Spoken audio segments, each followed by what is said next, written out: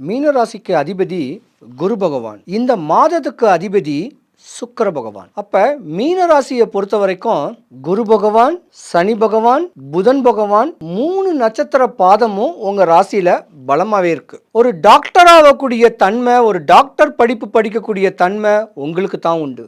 வக்கீல் தொழில படிக்கக்கூடிய தன்மை, அது BA BL இருக்கலாம், LLB இருக்கலாம், அதுவும் நீங்களா தான் இருக்கணும்.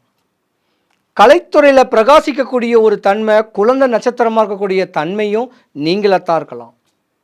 ஆனால் இது எல்லாமே இருந்திருந்தாலும் உங்கள் வாழ்க்கையானது இந்த மாதம் ஒரு யோகம் வரப்போகுது. பொதுவாகவே ஒரு டாக்டருக்கு படிக்கணும்னு சொன்னீங்கன்னா ஒரு 25 27 வயசு வரைக்கும் டாக்டர் படிக்கணும். அந்த டாக்டர் படிக்கிற படிப்புக்கு தாயி தகப்பன் கடனை உடனே வாங்கியாது, வட்டிக்கு வாங்கியாது, நிலம் சொத்து பத்தை வித்தாது உங்களை படிக்க வைப்பார்.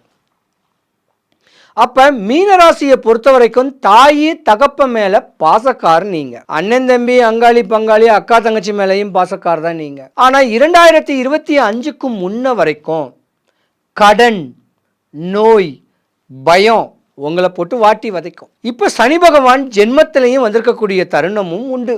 என்னைக்கோ வாங்கின கடன் இன்னைக்கு அடைக்கிறதுக்கு படாத பாடுபடுவீங்க.